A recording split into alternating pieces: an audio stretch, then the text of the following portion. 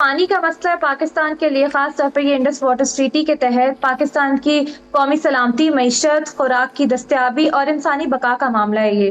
तो इस पे तो पाकिस्तान अब वही बात है कि मुस्तकबिल करीब में ही पाकिस्तान को फौरी तौर पे स्टैंड लेना पड़ेगा। और जहाँ तक बात है कि यूनिलेटरली भारत ने इसको कर दिया, तो according to Vienna convention law of treaties, कोई भी ट्रीटी जो है कोई भी एक मुल्क अपने तौर पे खत्म नहीं कर सकता। उसमें जितनी पार्टीज इन्वॉल्व होती हैं उनके मुताबिक जो है, उनके बाहमी रजामंदी से ये चीज हो सकती है। यही मामला सिंतास मुआहदे में भी है। आर्टिकल जो उसका आर्टिकल 12 में ये लिखा हुआ है कि अगर आपने मुआहदा खत्म करना है तो एक और मुआहदा लेकर आए, दोनों की रजामंदी से वो खत्म हो सकता है। इसके अलावा हमने आर्टिकल 9 के तहत court of arbitration, neutral expert सब ऑफर किया, लेकिन भारत जो है इसको कर रहा है तो ये डायरेक्ट आगे जा रही है, तो ये जंग पे उकसाया जा रहा है एक मुल्क को। अब ये तो फिर दुनिया में एक मिसाल कायम करने की कोशिश की जा रही है कि कोई भी मुल्क किसी भी दूसरे मुल्क का पानी जो अपर राइपेरियन पे है वो रोक सकता है और उसके सर्वाइवल का मसला बना सकते हैं। तो ये, और वो भी जौहरी ताकतें अगर ये काम कर रही हैं तो ये कोई अच्छी मिसाल कायम नहीं की जा रही। तो भारत इसको नहीं कर सकता। हमारी सिर्फ ये कपास की या गंदम की या चावल की बात नहीं है, ये हमारे चिनाब बेसिन पे जो कैनाल की बात हो रही है, ये पूरी बेल्ट है स्ट्रेटेजिक कैश क्रॉप्स की। उसमें वहां पे 20 मिलियन लोग फौरी तौर पे मुतासर होते हैं अगर ये कैनाल, वो जो टनल है वो बना दिया जाता है, चिनाब बेसिन पे पानी रोक दिया जाता है। 33 मिलियन एकड़ फीट पानी वहां से पाकिस्तान को मिलता है। और अकॉर्डिंग टू आर्टिकल 3 ये सिंतास मुआहदे के तहत भारत पाकिस्तान को वेस्टर्न रिवर्स पे अनरिस्ट्रिक्टेड यूज अलाउड है। तो भारत रन ऑफ रिवर पे तो हाइड्रो पावर प्रोजेक्ट बना सकता है, लेकिन कोई स्टोरेज का प्रोजेक्ट भारत नहीं बना सकता। ये सरासर खिलाफ वर्जी है जिसपे पाकिस्तान आवाज उठाता रहा है। लेकिन अब भी पाकिस्तान जो है, हम लोग मुफाहमत और डिप्लोमेसी से चलना चाह रहे हैं, लेकिन भारत उस चीज पर नहीं आता। तो फिर जाहिर है जहां बका का मसला है वहां पानी हमारा नेशनल इंटरेस्ट का मसला बन रहा है। डॉक्टर साहिबा, भारत हठधर्मी का मुजाहरा कर रहा है, भारत जिस हठधर्मी का मुजाहरा कर रहा है उसमें भी आपको लगता है कि हमें मुफाहमत और अमन की बात ही करते रहना चाहिए? क्योंकि खदशात यही जाहिर किए जा रहे हैं, क्योंकि पानी जो है वो हमारा एक सर्वाइवल है। अगर सर्वाइवल हमें अपना करना है तो अपने हिस्से को हमें पूरा हासिल करना होगा। तो आपको लगता है कि मुस्तकबिल करीब के अंदर मुमकिन तौर पे दोनों कंट्रीज़ के दरमियान कोई महदूद नौइयत की सही, लेकिन कोई झड़प, कोई जंग, कोई इस किस्म के ख़तरात हैं अगर पानी इसी तरह से मुसलसल रोका जाता रहा या आबी जारियत इसी तरह से भारत करता रहा? देखें, ये आबी जारियत का नतीजा था कि पिछले साल एक लिमिटेड हमने कॉन्फ्लिक्ट जो है वो देखा दो जौहरी ममालिक के बीच में, जो कि पूरी दुनिया का अमन खतरे में डालने वाली बात थी। उस पर भी भारत ने ही उकसाया, भारत ने ही शुरुआत की।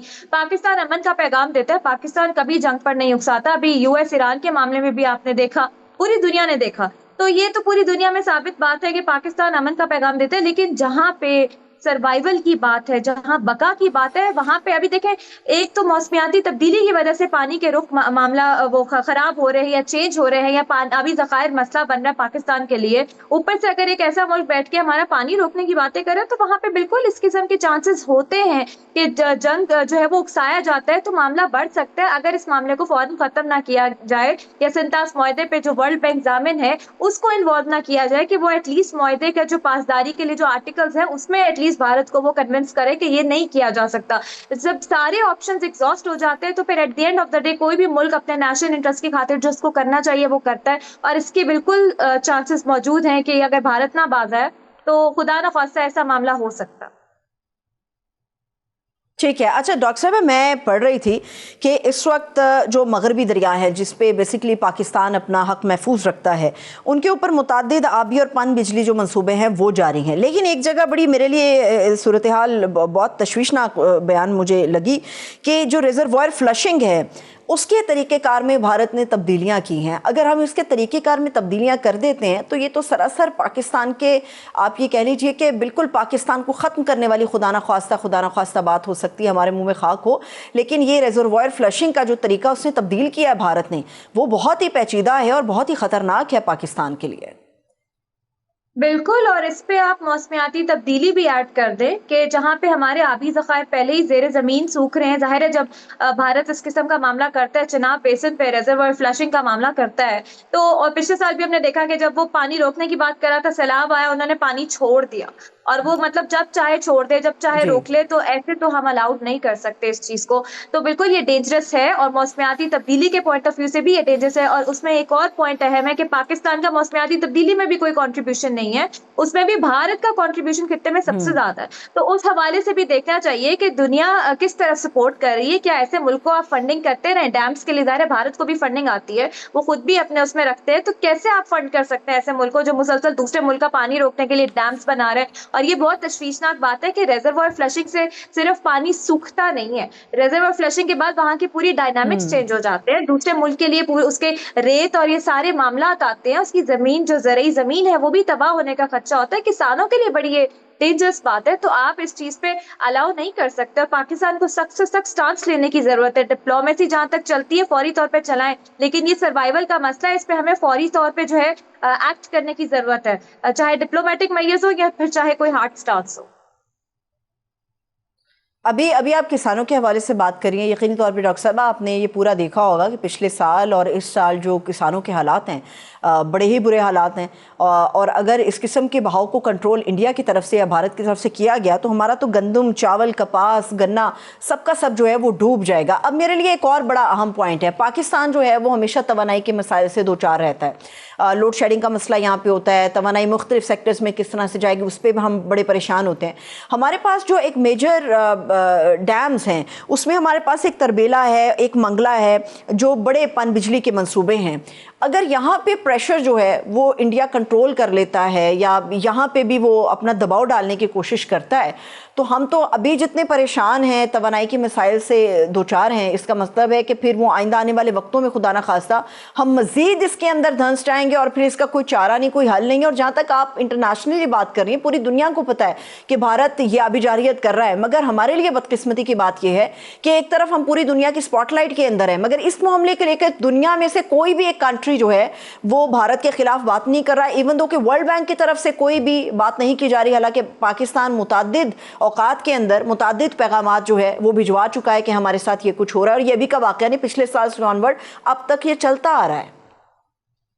देखिए इसमें दो चीजें और भी हैं। एक तो ये कि पाकिस्तान ने जो पानी का जो सब्जेक्ट है उसको, अब ये बात है जैसे मैंने बात की बका की बात है, ये कौमी सलामती की बात है, तो इसको नेशनल इंटरेस्ट के तहत नेशनल सिक्योरिटी का पिलर करार दे देना चाहिए।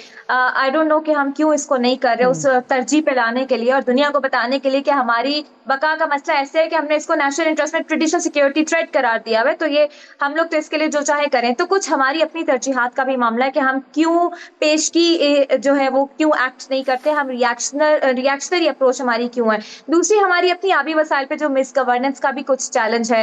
देखिए भारत डैम्स पे डैम्स बनाता गया, पाकिस्तान जाहिर है हमारे अपने मामलातों पे डैम बनाने से भी, क्योंकि हम अर्थक्वेक प्रोन जोन पे है, वहां पे 10,000 मसाइल और आ जाते हैं। तो डैम्स बना लेना भी एक हल नहीं होता। आबी ज़खायर की प्रॉपर मैनेजमेंट के लिए भी जरूरी है कि पाकिस्तान को मैयर्स लेने चाहिए। लेकिन जहां तक बात है अब ये भारत की, देखें पाकिस्तान ने जितनी बात करनी थी करे। अब हम बातों पे सिर्फ रिलाई नहीं कर सकते कि दुनिया हमारी बात सुने। पिछले साल जब जंग लगी थी तो अमेरिका को बीच में कूदना पड़ा था जंग रुकवाने के लिए कि पाकिस्तान और भारत का मसला, क्योंकि जाहिर है आधी दुनिया खतरे में पड़ जाती है, दो न्यूक्लियर कंट्रीज आपस में लड़ रहे हैं। तो अब अगर दुनिया नहीं सुनेगी तो पाकिस्तान के पास ऑप्शन क्या रह जाता है? फिर जब डिप्लोमेटिकली भी दुनिया पाकिस्तान की नहीं सुनेगी तो फिर क्या ऑप्शन रह जाता है? तो यहाँ पे मेरे ख्याल से ये पूरी दुनिया के लिए एक थ्रेट है। एक तो ये कि भारत क्या मिसाल कायम करेगा ऐसा मुआहदा खत्म करके पूरी दुनिया के लिए, क्योंकि आपको पता है कि उर्दन में भी जो दरियाए उर्दन है उसको इजराइल ऊपर से कंट्रोल करता है, कोई मुआहदा वहां पे नहीं है। यानी आप अलाउ कर रहे हैं दुनिया में कहीं पे भी जो है इस किस्म की जंगें लग जाए आबी ज़खायर के ऊपर।